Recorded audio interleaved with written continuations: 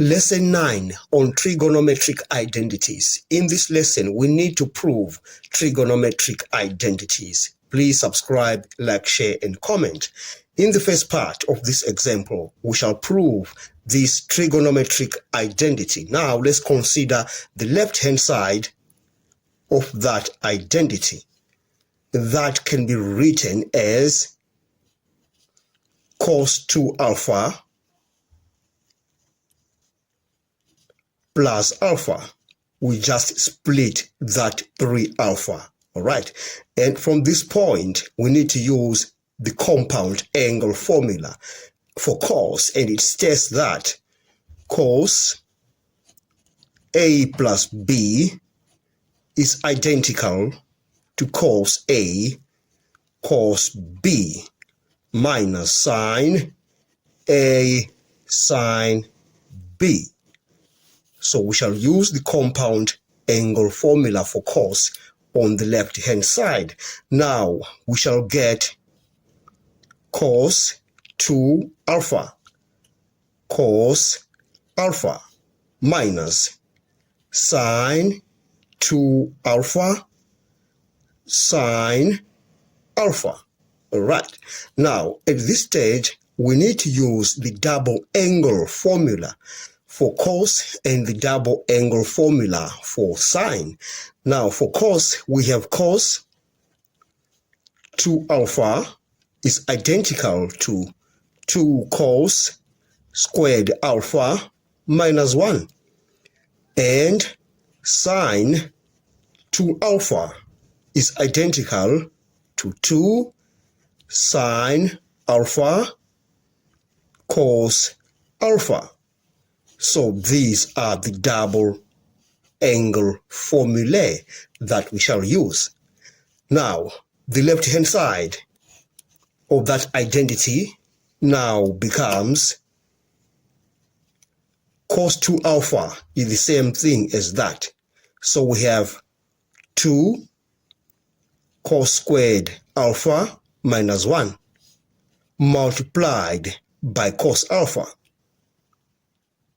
minus sine 2 alpha.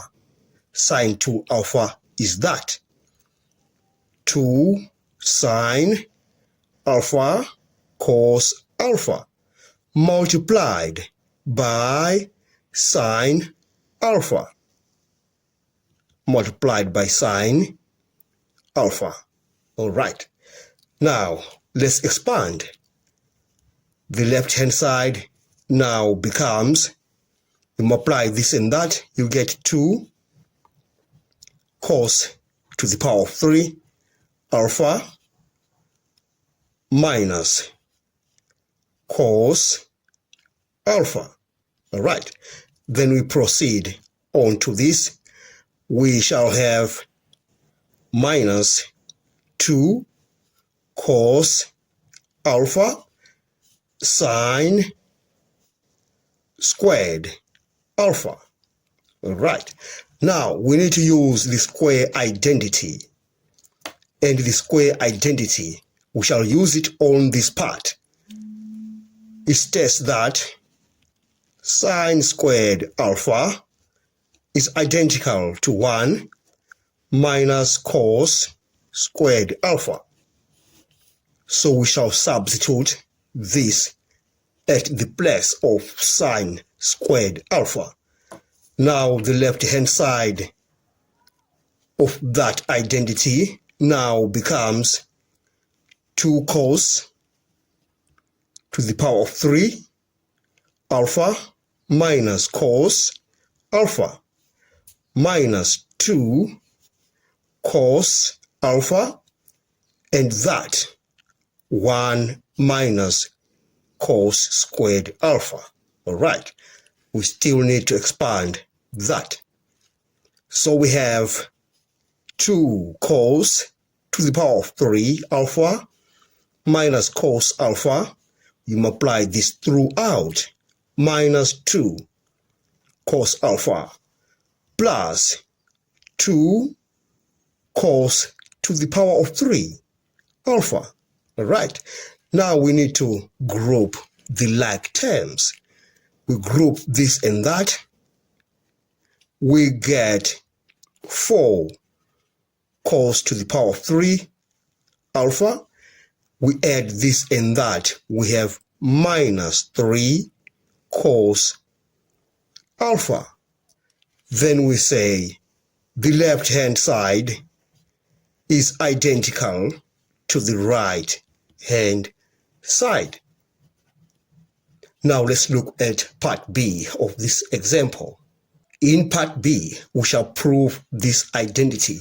Now we consider the left hand side of that identity. Now let's rewrite it as sine 2 multiplied by 2x. It is the same thing as 4x minus sine 2x divided by cos 2x plus cos 2 multiplied by 2x. The reason why we are rewriting that is because we need to use the double angle formulae for sine 2a identical to 2 sine a cos a, and cos 2a is identical to 2 cos squared a minus 1. So we shall apply this onto this term and that term. Now we have 2 sine 2x cos 2x on that part minus sine 2x. All of that is divided by cos 2x plus we shall apply this double angle formula for cos on this part. So that shall be 2 cos squared 2x minus 1, like that. All right. Now I will do two things at the same time. I'll factorize the numerator and rewrite this in the standard quadratic form. I take out the common factor. It is sine 2x into 2 cos 2x minus 1. Then I shall rewrite this in the standard quadratic form. 2 cos squared 2x plus cos 2x minus 1. And I shall factorize this on the next step. So we have sine 2x into 2 cos 2x minus 1. Now, if you factorize this, you shall get 2 cos 2x minus 1 multiplied by cos 2x plus 1.